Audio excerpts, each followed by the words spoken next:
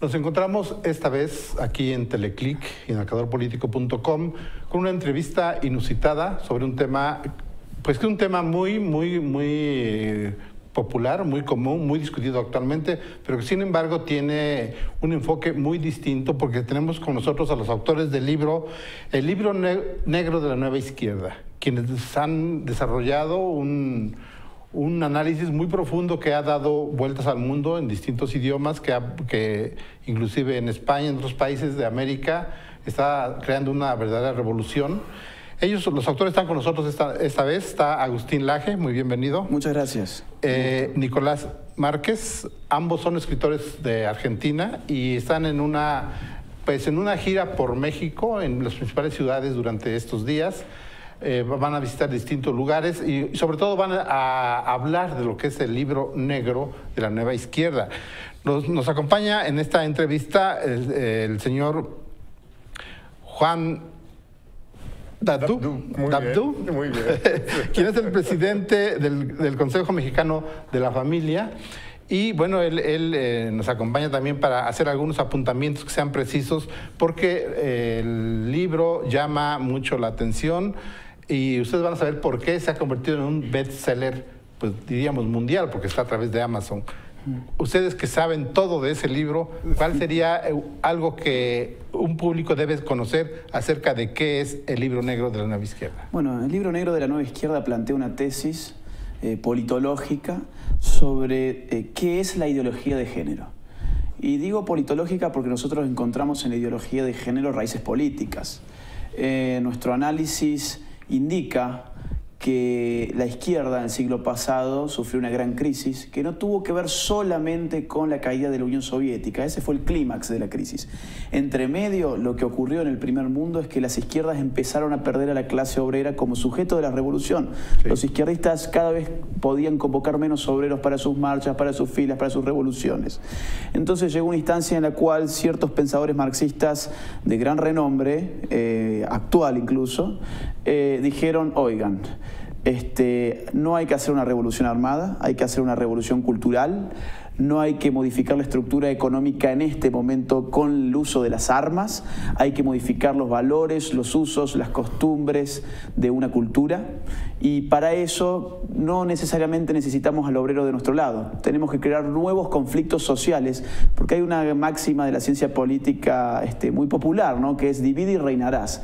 De las grietas siempre hay alguien que saca que le saca jugo a esa situación de caos social. Y lo que la nueva izquierda ha hecho precisamente es, al ver achicadas las brechas de las clases, trabajó para generar nuevas grietas sociales. La del género es una. Ahora estamos en una suerte de clima social en el cual se nos presenta un mundo de guerras de sexos, donde los hombres estaríamos en guerra contra las mujeres y viceversa, donde los heterosexuales estarían dando una guerra contra los homosexuales. Y de esto hay gente que está sacando mucho partido, ¿no? Y puntualmente, en términos políticos por lo menos, esto ha servido para reavivar, para reoxigenar a las izquierdas de nuestro siglo. Muy bien, pues ahí está una panorámica muy general para quienes no estamos muy adentrados en la terminología o en la doctrina del marxismo o en los alcances que tuvo en su momento, como es la movilización de la clase obrera. Tal vez nos cueste un poco de trabajo de irlo asimilando, pero ténganme calma porque en esta entrevista van a salir muchas cosas en claro. Señor Nicolás Márquez, antes de que hablemos sobre el tema, ¿a qué se dedica cada uno de ustedes? Nosotros nos dedicamos a escribir libros. Agustín es licenciado en Ciencias Políticas y yo soy abogado. Y este es mi libro número 13. Yo soy más grande que Agustín. Yo tengo 42 años y es el quinto libro de Agustín. Siempre libros contracorriente, intentando irrumpir en contextos donde hay un clima de opinión dominante que no nos satisface y tratamos de lanzar algún trabajo para reavivar alguna polémica. Eso es un poco lo que nos ha caracterizado. Mi primer libro lo publiqué en el 2004, nunca ejercí la profesión como abogado, siempre tratando de generar un poco de escándalo. Pero este libro generó un escándalo que ni Agustín ni yo sospechábamos. Bueno, en esa parte el marxismo como tal lo creíamos como muerto, vamos a decir. Pero ustedes nos vienen planteando ahora que el marxismo está más vivo que nunca, por lo que estoy viendo, porque está incidiendo en nuevas estructuras de pensamiento en el mundo occidental, que es donde esto ha germinado, ha progresado. Pero en este momento, entonces, una nueva lucha que está dividiendo la sociedad. Mire, nosotros, más allá de todo el marco teórico que está explicado en el libro, le ponemos una suerte de fecha a este cambio que se ha producido en el modus operandi de la izquierda. Y para nosotros, obviamente no es una fecha exacta, pero es una fecha bastante aproximada, es 1992. En 1992 la Unión Soviética deja de existir como tal, Sí. de manera tal que la izquierda internacional se queda sin el cuartel general, sin el sponsoreo. Con la caída del muro de Berlín. Claro, el muro de Berlín, digamos, cae en el 89, Sí. pero ya pone de manifiesto que el imperialismo soviético estaba tambaleando. Tambaleado, sí. Poco tiempo después, Fidel Castro crea el Foro de San Pablo en la ciudad de Brasil. Para tal fin, eso, digamos, él ordena su creación, pero quien lo crea es Ignacio Lula da Silva, que ahora está preso, Sí. expresidente de Brasil. En 1992 se lleva adelante en Bolivia la primera marcha indigenista. Antes el indigenismo no era un problema importante y ahora la izquierda se ocupaba del indigenismo. Ese mismo año se lleva adelante por primera vez en toda la región, en América Latina y puntualmente en Argentina, la primera marcha del orgullo gay. O sea que nace la ideología de género como comparsa militante en las calles, debuta de alguna manera en América Latina. El primer Congreso de Ecología Popular se lleva adelante en Río de Janeiro, también en 1992, y ahí el ambientalismo y el ecologismo, que a nuestro juicio es otra careta de la izquierda, junto con el indigenismo y junto con la ideología de género. Y en 1992 nace también el proyecto bolivariano, porque Hugo Chávez intenta hacer su intento de golpe de Estado contra el presidente Carlos Andrés Pérez, y fue su primera aparición pública. Ahí lo conoció el mundo entero, uniformado, Sí. en calidad de militar rebelde. Bueno, pocos años después él logra ser presidente de Venezuela y hoy mencioné a Evo Morales, todavía es presidente de Bolivia. Dentro de todas estas máscaras, y hay otras tantas, el multiculturalismo, etcétera, nosotros pretendíamos hacer un libro para tratar de analizar y desarmar cada una de estas. Eran nuevas manifestaciones de la izquierda, ya no en términos de lucha de clases, sino en términos de luchas culturales. Y claro, advertimos que la cuestión del género era tan complicada que no la podíamos abordar en un capítulo de un libro, había que hacer un libro entero. Y entonces hicimos este libro y le prometimos a los lectores hacer un segundo tomo con todo lo demás, con todos los asuntos pendientes.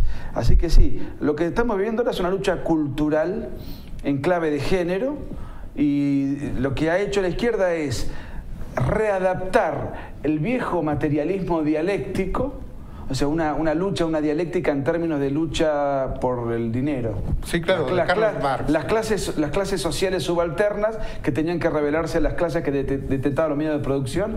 Ahora es una lucha entre sectores culturales, entre supuestos ambientes culturalmente oprimidos por otros que están en esta tensión. Claro. Señor Agustín Laje, es un poco complicado entenderlo así de golpe y porrazo, ¿verdad? Sí. Pero ¿contra qué está esta ideología en que incide tanto en grupos minoritarios como lo están mencionando, Sí. ¿no? Cuestión de género, cuestión de homosexualidad también, cuestión de familia. ¿Contra quién están? O sea, ¿contra qué? ¿Cuál sería el statu quo contra el que están combatiendo o contra quien está peleando esta ideología? Están peleando contra la sociedad occidental y cristiana, es decir, contra el cúmulo de valores que nos constituye como sociedad occidente. Y esto no tiene que ver con la religión. Cuando decimos occidental y cristiana nos referimos a ciertos valores que existen en nuestro hemisferio independientemente de la existencia o no de Dios, independientemente de si uno vaya a misa, de si uno tenga su fe o no la tenga. Es decir, no es un análisis religioso lo que estoy haciendo, sino político-cultural. La izquierda entendió ya en los 60, por ejemplo, el marco de los movimientos hippies, entendieron los teóricos de izquierda, los altos teóricos de izquierda, Herbert Marcuse, por ejemplo, entendieron que en Occidente el problema económico estaba saldado. Es decir, de hecho en esa época había una frase para caracterizar a la sociedad capitalista de Norteamérica, que era la sociedad de la abundancia. Sí. Claro, ya no era un problema esa imagen de un obrero desposeído que solamente se le pagaba para poder mantenerlo con vida para que pudiera seguir con su trabajo. Ahora había abundancia y bajo la abundancia, ¿qué se puede hacer? Desde las izquierdas. Marcuse allí mismo, en esa época, en el año 64 puntualmente, escribe un libro llamado Eros y Civilización, donde dice: hemos llegado aquí a una instancia tal de riqueza que el socialismo ahora es posible, pero para hacer el socialismo tenemos que modificar la estructura de valores, tenemos que atacar las jerarquías, tenemos que atacar las costumbres de estos pueblos, tenemos que crear un nombre nuevo, en definitiva, que era, por ejemplo, una de las intenciones que tenía el Che Guevara, solamente que el Che Guevara, para crear ese hombre nuevo, se internaba en la selva con fusil en mano y daban la guerra armada. Marcuse no podía hacer eso en Estados Unidos porque no tenía reclutas, no había gente dispuesta a hacer eso. Entonces, la izquierda en esa época empieza a alentar incluso movimientos contraculturales, por ejemplo, el hipismo. Para la izquierda en aquella época los hippies eran de alguna manera, digamos, aquellos que constituían el futuro de la sociedad, ¿no? Paz y amor, estamos en contra del consumismo, en contra de incluso, por ejemplo, que se coma carne de animales, ¿viste? Todo. De la propiedad. Claro, vivimos en un mundo de bienes comunes. Ellos veían en esa manifestación contracultural ya prácticamente la sociedad que se pronunciaba. Eso obviamente que duró pocos años, después vino el Mayo francés y muchas otras cuestiones. Pero ¿contra qué pelea hoy? Yo pienso, y la tesis nuestra están guiados por esa misma forma de pensar. Es decir, no toquemos por ahora el sistema económico, toquemos en todo caso los valores culturales, hagamos una revolución cultural. ¿Contra quién? Es decir, si antes la revolución armada era una revolución que tenía por enemigo las fuerzas armadas de un Estado, ahora la revolución cultural ya no le importa qué pasa en un cuartel militar. Si no es una revolución con arreglo a los fusiles, con las armas, con el plomo, con bombas. Es una revolución de ideas. Y para hacer una revolución de ideas hay que copar las universidades, cosas que ya están copadas. De hecho, nosotros, por ejemplo, con este libro se nos censura en prácticamente todas las universidades a las que vamos. Hubo un proceso judicial por censura en Costa Rica, por ejemplo, donde estuvimos hace 2 meses y lo ganamos, porque se nos censuró arbitrariamente, pues no les gustaba la tesis del libro. Aquí mismo en México, por ejemplo, ya hay gente del partido del PRD, Morena, de PRD Chihuahua, pidiendo que se nos aplique no sé qué artículo para echarnos de México. Para echarnos de México por venir a presentar un libro, te imaginarás. Entonces, tomar las universidades, la intelectualidad, por eso las izquierdas se alejan de las fábricas y pasan a ocupar las cátedras. Tomar los medios de comunicación. No es fácil venir a medios de comunicación con estas propuestas. No es para nada fácil. Los periodistas... Por eso estamos particularmente agradecidos con el espacio. Sí, desde ya que estamos agradecidos siempre infinitamente con personas y con medios como este que se animan a dar voz a las mayorías silenciosas, porque estamos seguros que mucha gente que está mirando estará de acuerdo con nuestro enfoque, pero no tiene un medio de comunicación propio ni un espacio político. Bueno, aprovecho para invitar a quien esté con nosotros, pueden mandarse a opinar, a participar, ahí en las redes sociales, y nosotros esperamos que se comuniquen. Señor Juan Dadú, mencionaban ellos que el statu quo o lo que ha prevalecido como cultura occidental tiene un cristianismo. Y ustedes, como defienden a la familia, su posición creo que es muy clara para los mexicanos, porque han dado por todo el país también. ¿Qué opina o cómo ven ustedes ese libro? ¿Cuál es su interpretación? Mira, pues la verdad es que precisamente nosotros somos los que invitamos a Agustín y a Nicolás a venir aquí a México, y organizamos esta gira de 20 días en 10 ciudades. Porque lo que estamos viendo es un desgaste muy fuerte actualmente en México entre lo que nosotros identificamos como gente pro familia y la comunidad LGTB y el feminismo radical. Y hasta ahorita pues el problema es que nos hemos estado enfrentando en debates en los medios masivos de comunicación. Hay una confrontación en el Senado porque con el Consejo Mexicano de la Familia precisamente presentamos una iniciativa ciudadana, la primera en la historia de México, para proteger el matrimonio y la familia. Sin embargo, 3 meses después viene el presidente de la República y presenta una iniciativa propia, que es exactamente todo lo contrario a lo que la ciudadanía presentamos. Y entonces, bueno, eso empieza a generar un encono que ha ido creciendo, y sentimos que la única forma de que esto se puede solucionar es que haya un diálogo, no una confrontación, no un debate. Claro. Y entonces, para tener un buen diálogo, lo que necesitamos es tener información sólida, información verídica, para poder dialogar sobre cosas objetivas. Claro. Porque si cada quien va a venir a platicar de lo que cree, de lo que siente, de lo que piensa, pues hay 1000 sentimientos y 1000 formas de pensar. Entonces, la invitación a los muchachos es que el libro tiene, además de que está muy bien explicado, está muy bien documentado, y entonces ya a partir de esto podríamos empezar un diálogo más sólido. Pues sobre todo más informado, porque uno para dialogar o para debatir tiene que tener elementos, argumentos con los cuales echar abajo el argumento contrario. Digo, algo que a mí digamos, siempre trato que quede muy claro es que este es un tema que le compete a toda la ciudadanía. Es decir, no es solamente, por ejemplo, que esté en interés, por ejemplo, de Juan porque él pertenece a cierta creencia religiosa, o nosotros que también pertenecen a esa misma creencia, sino a toda la ciudadanía, porque la ideología de género ya ha mostrado en el primer mundo, donde está operando desde hace años, aquí ya está instalada, pero está llegando desde hace poco tiempo. En el primer mundo viene desde hace mucho más tiempo, y ya ha mostrado la ideología de género su fase tiránica. Es decir, esto es un problema de libertades individuales. Exacto. Este libro, por ejemplo, en Canadá, a nosotros nos hubiese valido la cárcel. Porque en Canadá ya hay leyes para aquellos que critiquen la ideología de género que te pueden meter hasta 6 meses de prisión. Ya ha habido un caso hace 5 años de un señor llamado Alan Elliot que fue 6 meses a la cárcel por discutir con feministas por Twitter. En Canadá, por ejemplo, digo, este caso pues está relativamente cerca, ¿no?, de México. Claro. En Canadá, por ejemplo, si usted se autopercibe como una mujer, y yo a usted lo sigo tratando de él en vez de ella, es decir, yo no lo trato conforme a su fantasía, sino conforme a la realidad biológica, usted puede ir a una corte y yo puedo terminar 6 meses preso también. Si un sacerdote, por ejemplo, dice que la homosexualidad es un pecado, o sea, simplemente lee la Biblia, puede ir hasta 6 meses preso también.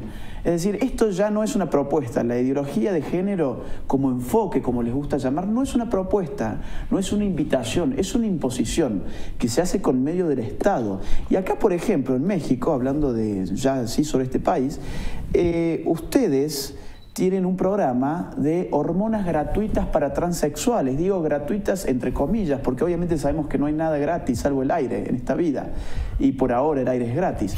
Y cuando digo gratuita, a lo que me refiero es que es gratis para la persona a la cual el Estado se la regala. Pero ¿quién la paga? ¿Quién le paga esa fantasía a ese transexual y por qué ese transexual se tiene que inyectar hormonas? Bueno, se tiene que inyectar hormonas para que no le crezca la barba, para que no se le agruese la voz, porque la transexualidad en última instancia es una lucha perdida de antemano eterna contra la naturaleza, hasta la muerte, porque se tienen que inyectar periódicamente hormonas para que el disfraz se mantenga más o menos en pie. Y vuelvo a lo siguiente, ¿qué significa que el Estado subsidie este tipo de cosas? Es decir, ¿es función del Estado estar haciendo estas cosas?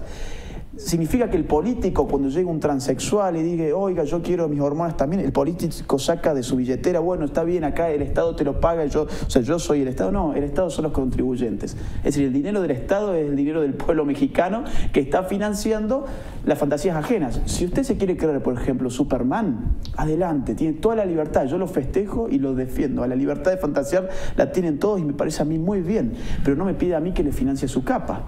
Ese es el tema acá, es decir, la ideología de género es una imposición, no es una oferta. Sí, señor Agustín Laje, al principio, aquí su coautor mencionaba a las mayorías silenciosas. Nosotros en México, como dicen, ya está asentada esta ideología, ya está, pues ya cundió, por lo menos en los medios urbanos.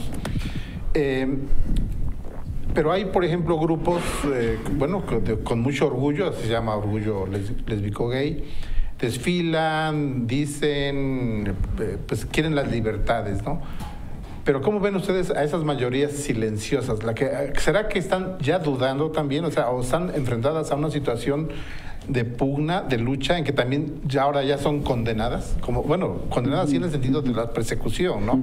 Pero ¿será que ya es una lucha que van perdiendo las mayorías silenciosas? Mire, acá usted tocó varios temas, vamos a tratar de sintetizarlo muy rápidamente.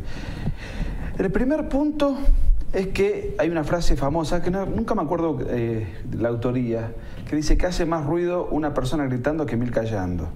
De alguna manera, este es el panorama que estamos viviendo. Existe efectivamente una mayoría silenciosa y que por su carácter silencioso está invisibilizado, los medios de comunicación no se hacen eco, los políticos tampoco le prestan atención, y en cambio una minoría batifondera con algún nivel de reclutamiento y algún apoyo político de partido de izquierda hace una marcha mediana o pequeña, sin embargo es levantada. Pero además hay otro tema. El discurso que ellos venden es amable, es políticamente correcto. Recién Agustín mencionaba la amenaza de intolerancia que se esconde detrás de la ideología de género. Y en realidad esto hay que enfatizarlo y nosotros tenemos que denunciarlo en el libro, porque los carteles que ellos ofrecen, el discurso que ellos venden, las proclamas que ellos difunden, tienen que ver con la tolerancia, la diversidad, ponerse en el lugar del otro, la amplitud, el colorido multicolor que hace suponer todo un abanico, digamos, de armonía pluricultural donde todos coexistimos, digamos, pacíficamente y con orgullo y con alegría.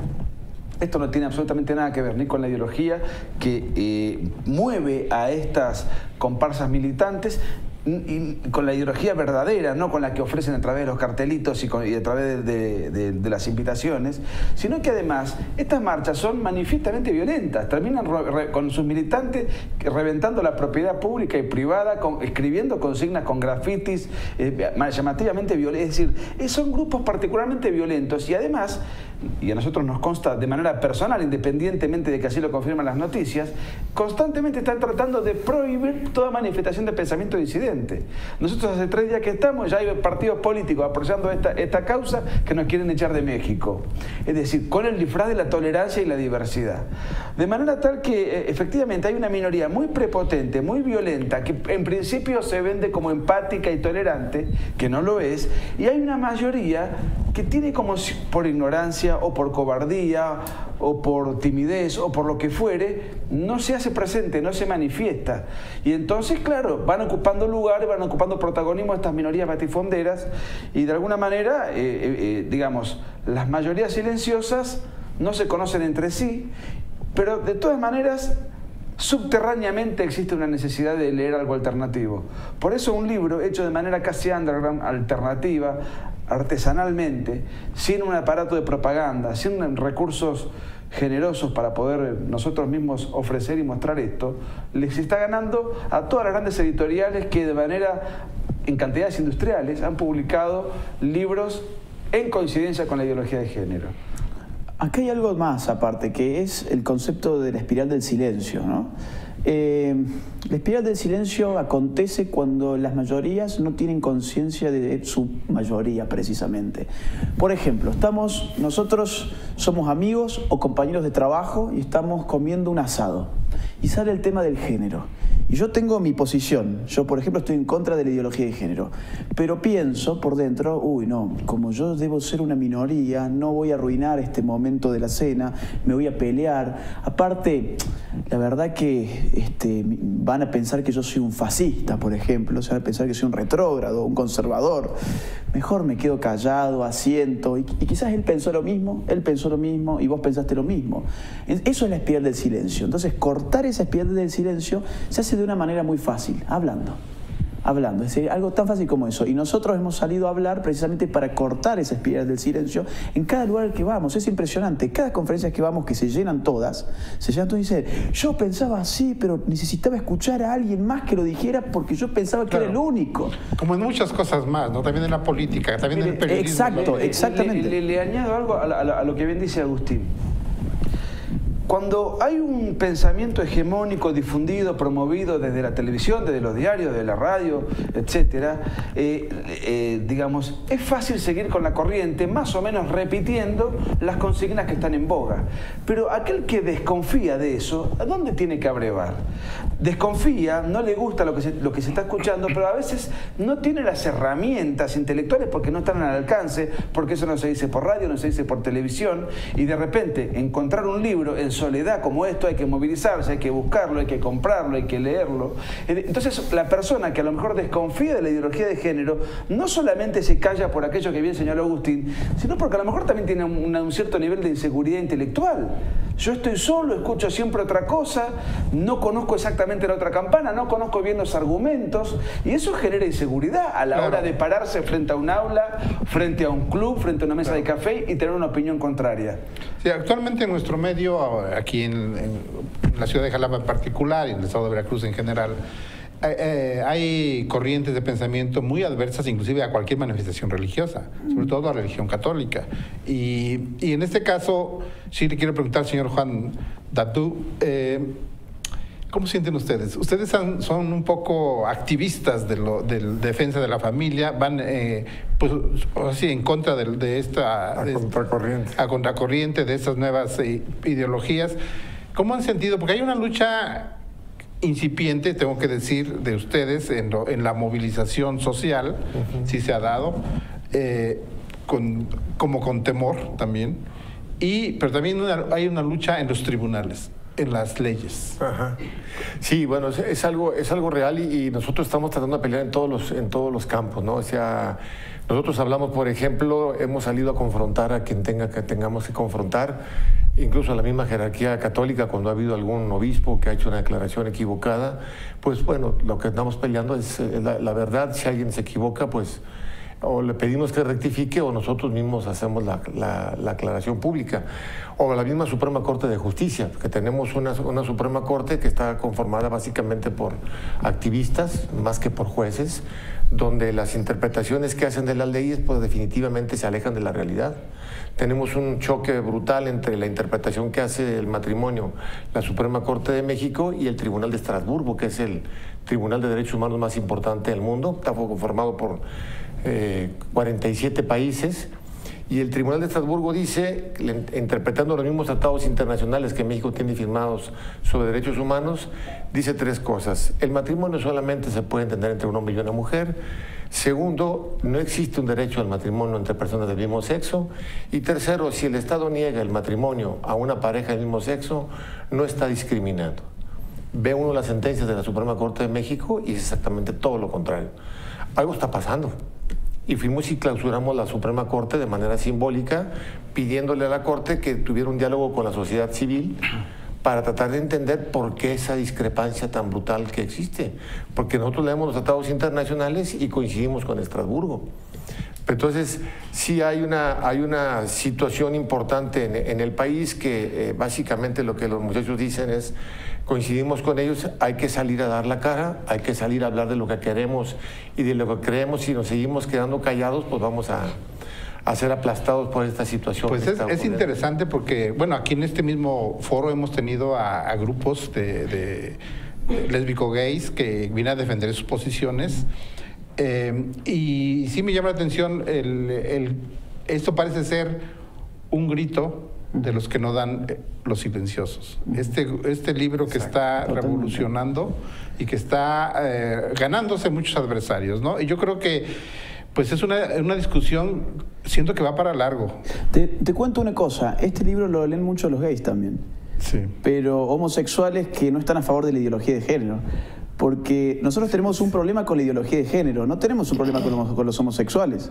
Es diferente, hay que esa diferencia. Hay que aclarar muy bien eso, es decir, incluso si uno se mete, por ejemplo, en mis redes sociales o en las redes sociales de Nicolás, sí, va a haber muchos lectores nuestros que son homosexuales y que les encantó el libro porque no se dejan usar por la izquierda.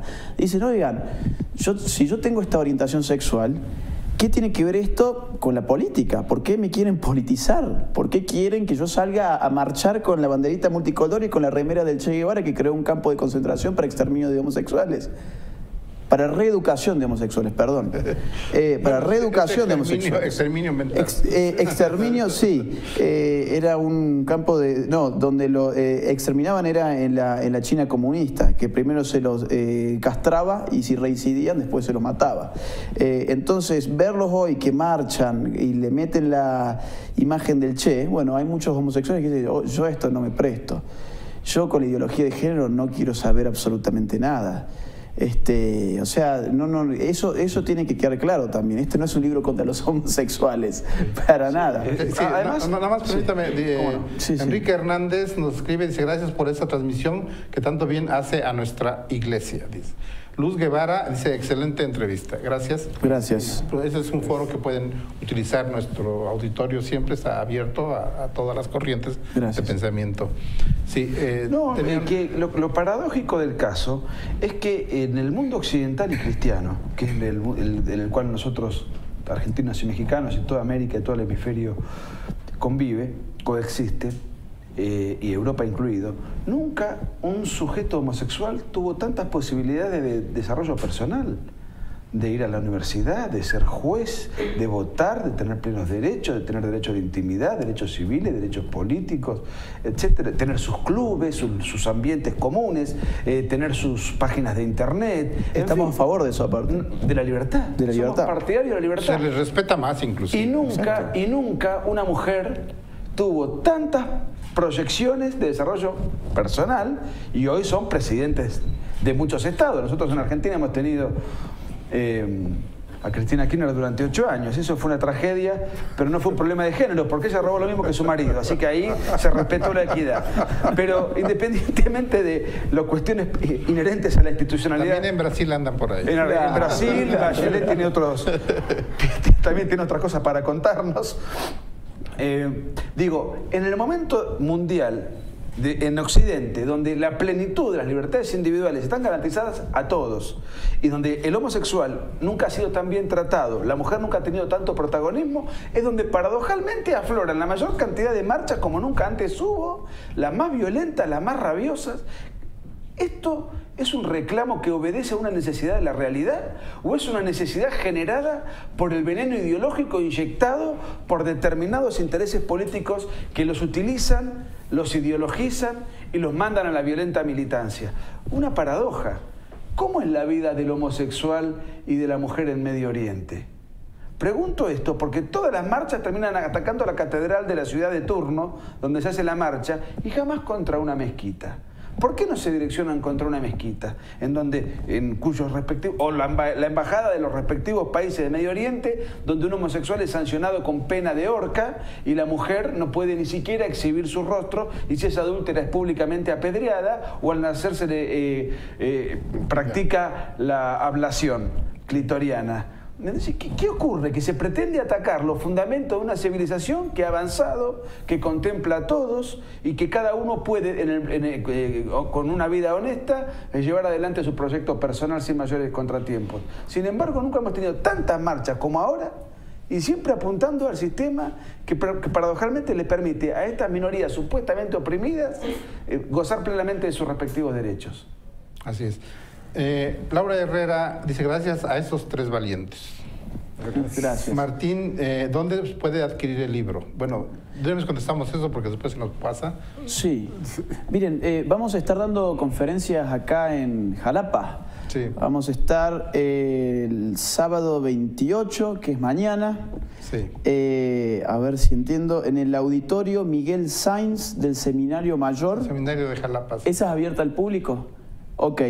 Auditorio Miguel Sainz del Seminario Mayor a las 10:30 horas de la mañana y después otra a las 6:30 de la tarde. En el mismo lugar. En el mismo lugar. Y después el domingo va a ser a las 11 de la mañana en Coatepec, auditorio del Colegio Rebolledo. Sí. La entrada es gratuita y después ese mismo día, en el mismo lugar, a las 17:30, es decir, a las 5:30 de la tarde. El libro está a la venta en las conferencias y si no, también lo pueden conseguir como ebook en Amazon, donde es bestseller y está en primer puesto de lo más vendido desde hace 1 año y medio en ciencia política. Lo buscan con el nombre, el libro negro de la nueva izquierda, y lo consiguen por Amazon también. ¿Qué otras ciudades, perdón, antes que ese tema para que no se nos barra, ¿en qué otras ciudades van a estar? Porque esto es aquí en la región, mañana y pasado.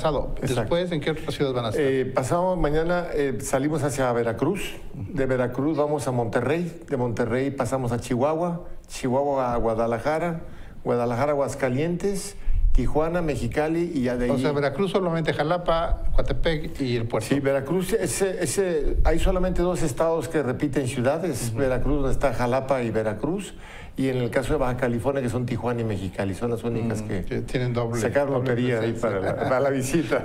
Sí. Bueno, hay una situación que yo creo que sí tienen que tomar en cuenta. Sí. Por ejemplo, actualmente, quizás producto también de las nuevas, estas ideologías que ustedes van aclarando, decir a alguien que es católico o de otra religión no se siente cómodo. O sea, alguien que diga, yo voy a defender a la ideología de Jesús o de Cristo, como que sí se gana, como, bueno, no lo dice con mucha valentía, y sí hay gente que se le queda mirando porque realmente no se ha defendido esa creencia.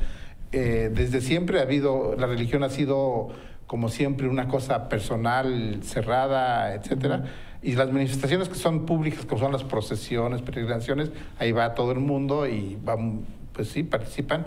Pero ante los nuevos auditorios, ante los nuevos públicos, en una oficina, a veces se siente que no encajan. Mira, nosotros escribimos el libro no desde la religión, ni de la teología, porque no es nuestro campo, sino desde la ciencia política. Entonces, desde la política, analizando lo que vos me mencionás, yo te diría lo siguiente. Los cristianos tienden a pensar que las cuestiones se pueden resolver solamente con oración. Entonces se encierran en los templos y piensan, bueno, sí, esto es un caos, la ideología de género es una amenaza. Los padres de familia estamos perdiendo el derecho a educar a nuestros hijos en los valores de la familia. Entonces, ¿qué hacemos? Bueno, incrementemos los rezos de rosario. Y obviamente esto es un problema político. Hagamos una procesión. Hagamos una procesión o vayamos a hablar con el sacerdote a ver qué nos puede hablar al respecto. Vamos a misa el domingo, etc. A ver, a mí me parece muy bien la oración, ir a misa, etcétera. Yo mismo lo hago. Pero me parece que la ideología de género es un problema en términos terrenales, políticos, es un problema político. Ingresó a México, ingresó a América Latina por la política y se va a ir de América Latina por la política. En la medida en que estos sectores, primero religiosos seguramente, como pasó en Perú, se organicen, salgan a las calles, les digan a los políticos, oigan, nosotros que estábamos silenciados y éramos silenciosos aparte, estuvimos callados todo este tiempo, en verdad existimos. Y si ustedes quieren seguir allá arriba, nosotros acá el pueblo les pedimos que voten en contra de la ideología de género. Los políticos toman nota de eso. Entonces, en la medida en que estos sectores no se despierten y salgan de los templos a las calles, la ideología de género no se va a frenar. Y un poco eso apuntamos siempre en nuestras charlas, a enseñarle al público el costado político de esta cuestión y cómo la resolución puede pasar por la política. En Perú sacaron más de 1 millón de personas a la calle y así fue como frenaron la ideología de género. Y después hay otra instancia, que es hacerle ver a la ciudadanía que la ideología de género es un problema para todos, no es un problema solamente para los cristianos, para los católicos, etc. Es un problema para cualquier ciudadano que precie su libertad.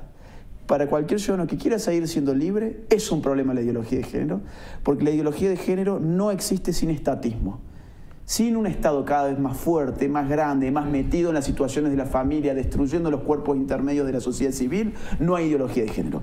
Dígame, por ejemplo, si yo a usted ahora le digo, bueno, a partir de ahora, usted sabe que si yo, siendo Agustín, ahora yo me autopercibo como Agustina y me rebano los genitales, ahora yo me cambié de sexo y soy una mujer, yo estoy seguro que usted no se lo va a creer tanto. Usted tiene ya ¿qué edad? ¿Qué edad tiene usted, señor? Yo ya pasé la tercera. Pasó, bueno. Usted, ahora bien, si eso se lo enseñamos a chicos que están en el jardín de infantes, que están en la primaria, bueno, son chicos que nacen con una idea falsa sobre la sexualidad. Entonces, sin estatismo, estas paparruchadas de la ideología de género, estas falacias tan evidentes, no entrarían en la sociedad. Entran porque tienen a su favor la fuerza del Estado y los dineros del Estado también. Bien, gracias. Alejandro Maldonado dice, ¿de qué forma está conectada la ideología de género con la pedofilia? Dice, pregunta para Agustín. Y aquí hay una que es como para nosotros, dice Omar Esteves Viveros, desaprovechan la oportunidad de armar un debate serio. En lugar de esto le dan voz para promocionar su libro a estos personajes. Un debate con biólogos, sociólogos, activistas, algo serio. Sí, a ver, le aclaramos. Los debates, claro que tendrán que llegar al momento en que ocurran, cuando podamos tener un temario juntos. Hemos tenido, y se lo decía al principio, aquí han estado personas de los grupos lésbico-gay para hablar de lo que ellos, de sus propios argumentos, y sus dirigentes podrán afirmar que aquí han estado. Podríamos hablar de un debate de él, por supuesto, llegará el momento que lo podamos hacer y con gente que quiera participar con muchísimo gusto. Es un foro para la sociedad y no es esto una cosa amañada. Ellos vienen a promocionar su libro a México, lo que ellos nos están mencionando, vienen a presentarlo. Es un libro que está a discusión, se han ganado creo que muchos adversarios también, y los van confrontando. Bueno, pues es una cuestión ahora sí que de debatir. Mire, para esa persona, en todo caso, lo que puede hacer es buscar en YouTube. Hay muchos debates filmados que nosotros hemos participado en televisión y en universidades en diferentes países, y con activistas, con sociólogos, con biólogos, no sé, con toda la gente incluso con agentes de la ONU, que los puede buscar por internet y ahí va a ver. Y sonará petulante, no hemos perdido nunca ninguno. Porque la ideología de género no es más que una, Agustín dice que es una ideología en términos de que es anticientífico y tiene toda la razón. Yo diría, incluso le agregaría que es una superstición, porque es un conjunto de ideas contrario a la razón. Entonces es muy difícil que puedan ganar un debate a alguien que sostiene una superstición solamente basada en creencias muy fáciles de refutar cuando uno abreva en la naturaleza y en la ciencia. Bien, no sé si quiera contestar a la pregunta. Sí, mire, para eso tenemos que entender qué es la ideología de género. Estamos hablando de la ideología de género y no hemos dicho bien qué es. La ideología de género es un conjunto de ideas anticientíficas que con propósitos políticos desarraigan a la sexualidad humana de su realidad natural y explican la sexualidad humana sencillamente por la cultura. ¿Esto qué significa? Bueno, que ahora la variable significativa a la hora de explicar la sexualidad humana pasa a ser las relaciones culturales, pasa a ser la sociedad, la cultura, la construcción cultural, como se dice. Y obviamente el antídoto hacia esa opresión es la autopercepción. Yo me libero de esta sociedad que me obligó a ser hombre, vestirme como hombre, tener el pelo como hombre, autopercibiéndome, por ejemplo, como una mujer. O, ¿por qué no, por ejemplo, autopercibiendo como un gatito? Que es algo que ya existe en Europa, se llama transespecie. O ¿por qué no autopercibiéndome como un nene de 6 años? Que también existe. Bueno, eso es más común. Pero eso ya está pasando en Europa. Por ejemplo, en Canadá. En Canadá ya hay un caso de un señor de 56 años que se autopercibe como una nenita de 5 años o de 6 años, usa ropita de mujer, babero, qué sé yo. Hace 10 años este señor, la sociedad hubiese dicho: pobre señor, debe tener algún tipo de problema. Y hoy, en cambio, los medios ponen la noticia: bravo, se liberó, es una niña que está metida en un cuerpo de un hombre de 56 años, tiene derecho a ser incluida en la sociedad, y ese derecho incluye, por supuesto, el derecho de ir a un kindergarten, ¿no? A un jardín de infantes. Y ese señor hoy en día va a un jardín de infantes, frente a todo el peligro que significa para los chicos. Pero más allá de eso, en la filosofía misma de la ideología de género, que significa desarraigar a la sexualidad de su naturaleza, desarraiga por añadidura todos los límites, porque la naturaleza es la que nos limita. Yo no me puedo tirar del 10º piso, no por un precepto cultural, sino porque la ley de la gravedad me va a hacer estrellar contra el piso. Si decimos que la sexualidad humana no es naturaleza, sino cultura, decimos que la sexualidad humana no tiene ningún límite. Entonces, ¿qué pasa? Aparece toda esta pluralidad de géneros, que en muchos países ya se reconoce, por ejemplo, el género de la pedosexualidad. ¿Qué es la pedosexualidad? Bueno, el género que tiene su orientación hacia los niños. El sexo intergeneracional es la nueva forma, conforme a la ideología de género, de llamar a la pedofilia. En algunos otros países anglosajones le llamarán boy lovers, child lovers, los que aman a los niños. Son lindos motes para conductas no tan lindas. En Holanda, por ejemplo, los movimientos feministas apoyan con solicitadas públicas a los pedófilos de Holanda. En Holanda, en el año 2006, nació ya el primer partido que solamente pide la pedofilia. Toda su plataforma política es un ítem, la legalización de la pedofilia. En Holanda también, por ejemplo, ya hay sexólogos que están pidiendo que el Estado sea el que produzca la pornografía infantil. Una de las feministas más famosas de España en este momento, que es Lola Pérez, si no me creen, por favor búsquenla por Twitter. Tienen que tener estómago para seguirla por Twitter, porque se van a encontrar con tweets como, por ejemplo, el siguiente. Ella se pregunta por Twitter: ¿qué tiene de malo Por ejemplo, querer tener relaciones sexuales con un bebé muerto. Y claro, ¿qué tiene de malo si la sexualidad queda librada al arbitrio de la cultura? Ninguno. Tendría algo de malo si hay algo de natural en nuestra sexualidad, que es precisamente con lo que barre la ideología de género. Así hay ejemplos en todo el primer mundo sobre cómo la NAMBLA, por ejemplo, es la internacional pedófila más importante que tiene sede en los Estados Unidos. Otra vez, si el público tiene estómago, entren en su página web, es NAMBLA, búsquenla por Google, NAMBLA, N-A-M-B-L-A, es una página de pedófilos. Lean sus notas, lean sus artículos, que todos obviamente tienden a legitimar y normalizar la pedofilia, y van a ver todos los argumentos de los ideólogos del género plasmados allí mismo. ¿Por qué? Porque, quiera sea o no, la ideología de género le abre las puertas a las peores perversiones, incluyendo la zoofilia, que ya ha sido legalizada en Canadá hace más o menos 8 meses, es decir, las relaciones sexuales con las bestias. Y en Suecia, por ejemplo, ahora se está pidiendo la legalización de la necrofilia, es decir, las relaciones sexuales con los muertos, y el incesto, es decir, las relaciones sexuales con los familiares próximos. ¿Conforme a qué? Conforme a los argumentos de la ideología de género, por supuesto. No hay límites. Sí, bien, gracias. Señor Nicolás Márquez, a mí, bueno, yo en mis tiempos de estudiante estudié filosofía, las distintas corrientes filosóficas. No me queda claro, a pesar de eso, cómo en este momento a un gobierno le puede convenir o puede preferir inclinarse por una ideología, como se le llaman, neomarxista, o la nueva izquierda. Neomarxista.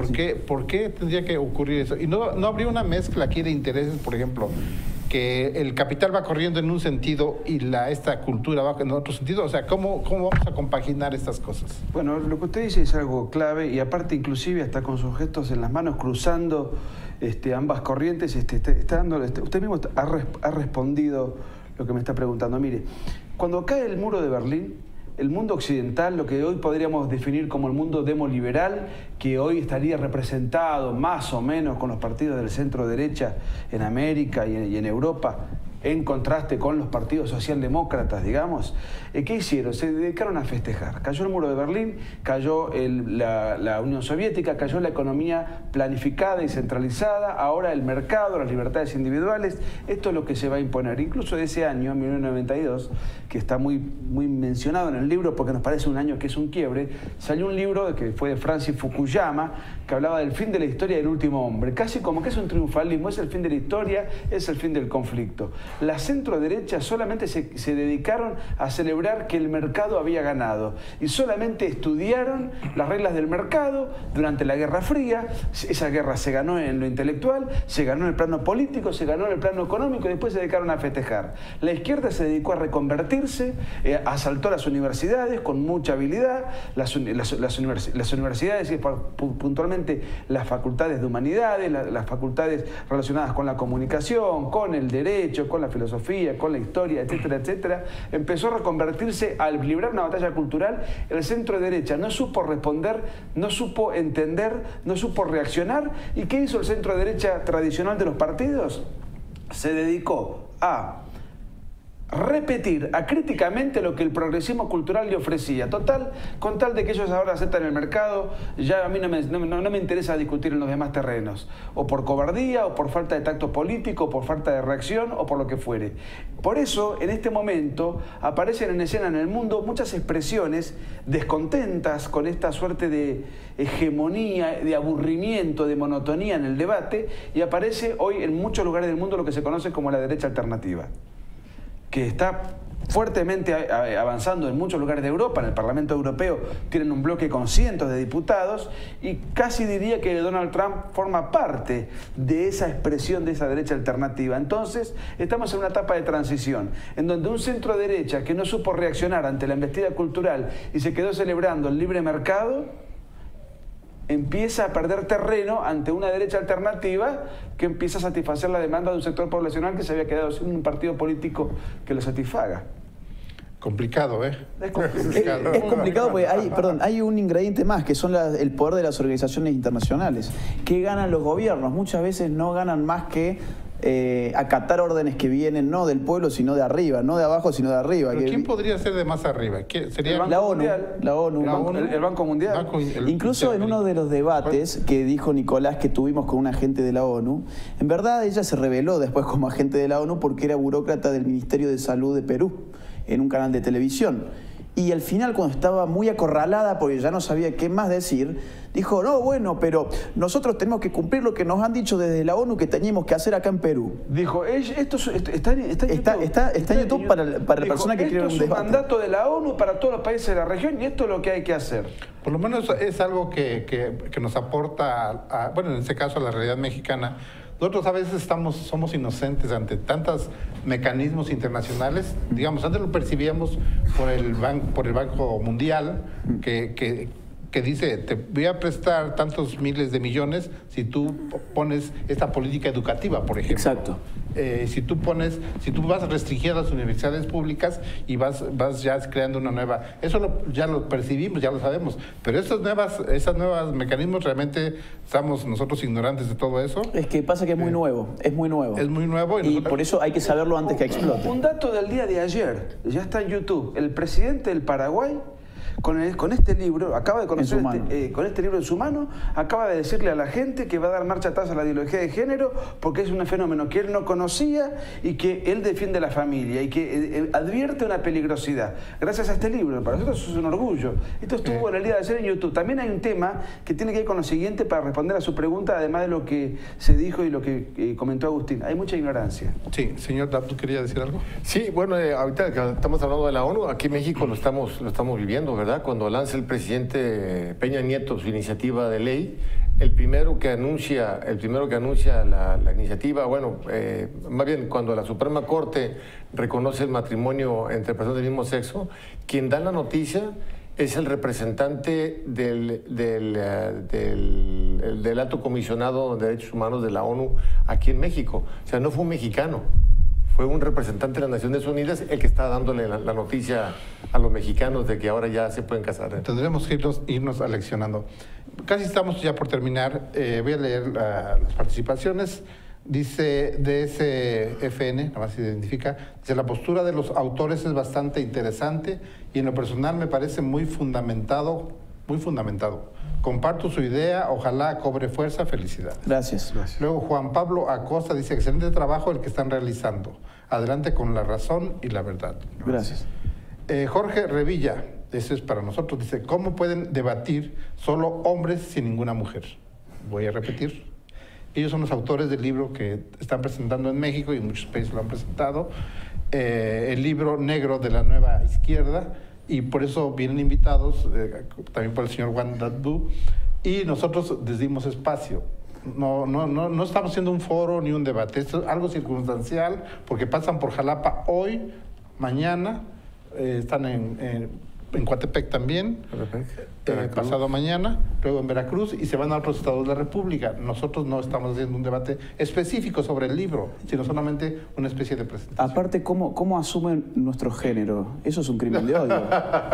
Eso es un crimen de odio. Él está asumiendo que somos hombres. ¿Cómo sabe cómo me autopercibo yo? Bueno, eso los dejo a ustedes. Aquí dice Enrique Hernández, dice, estoy de acuerdo con lo que este señor Agustín está diciendo. Solo le quiero decir que está condenado al fracaso si no antepone la oración y la Eucaristía. No descuide la oración, mi hermano. Paz y bien. Bueno, gracias. Opina.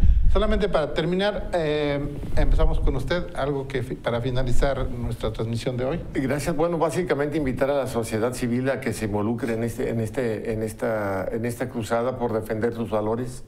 Es importante que alcen la voz, no es necesario recurrir a la violencia, pero sí es importante que la gente participe. Hay gente que se siente muy tranquila porque se dedica mucho a su familia, pero si nos encerramos en nuestra casa, si nos preocupamos solamente por lo que pasa dentro del hogar, estamos dejando que el entorno se descomponga como ya se está descomponiendo, y lo que va a terminar haciendo su familia es convertirse en una isla en la que no va a poder convivir como debería. Bien, muchas gracias. Señor Nicolás Márquez. Mire, le agradezco el espacio. Nosotros estamos haciendo una tarea terriblemente agotadora. A los que se quejan de que no hay debate, les vuelvo a repetir, hay muchos debates en internet, en varios países. El último se dio en Bolivia y las feministas que iban a hacer nuestra contraparte finalmente no quisieron debatir. Hay un montón de debates y acabamos de llegar hace media hora de viaje. Es decir, la gente exige demasiado. Y además, por otra parte, estoy seguro de que en todos los programas de televisión escuchan la voz opuesta. Que haya media hora o una hora de generosidad que usted nos concede para poder mostrar esta propuesta, me parece que hay demasiados que rezongones. Es que somos plurales. Sí, así debe ser. Y invitamos a la gente, a los que en principio coinciden con lo que estamos diciendo, a que lo lean, obviamente. Y a los que no coinciden, también a que lo lean, porque ahí hay 300 páginas muy documentadas. Nosotros acá estamos hablando a grandes rasgos. Y en todo caso, después, nosotros estamos abiertos en las redes sociales, pueden debatir con nosotros directamente, de manera personal, a través del Twitter, a través del Facebook. Siempre estamos dialogando con los que quieren apoyar esta propuesta y también con los que no nos quieren a nosotros. Bien, señor Agustín Laje. Bueno, yo creo que la libertad está en juego. La ideología de género es una afrenta contra las libertades individuales. La buena noticia de todo esto es que todavía se puede hacer algo en América Latina. En el primer mundo ya es muy difícil ir en contra de todo esto y hay países que lo están haciendo. México es uno de estos. Así que espero que la gente rompa con esa espiral del silencio y se dé cuenta que si no sale a las calles, si no defiende a la familia y pide más familia y menos Estado, entonces va a llegar el día en que sus propios hijos le van a consultar qué hizo cuando había que hacer las cosas. Muy bien, pues sí, como medio de comunicación tenemos que explicar a nuestro auditorio que ellos llegaron a Jalapa ahorita ya tendrá hora y media o algo así. No estábamos ni siquiera seguros de que pudieran llegar a tiempo, como se había ya anunciado la entrevista, pero bueno, agradecemos que hayan estado acá y es una voz que ustedes pueden tomar, pueden disentir, pueden discutir y pueden dirigir también a sus redes sociales con ellos para aclarar algún punto que les haya quedado no claro o que quieran ustedes rebatirlo. Agradecemos al señor Agustín Laje su presencia. Muchas gracias. Señor Nicolás Márquez, ambos escritores argentinos, que con el libro negro de la Nueva Izquierda, al señor Juan Dabdú, que nos acompaña y que estuvo con nosotros esta noche. Muchas gracias, Joaquín. Les invitamos a que continúen en el Marcador Político y a través de Teleclic con nuestras transmisiones. Gracias. Hasta pronto.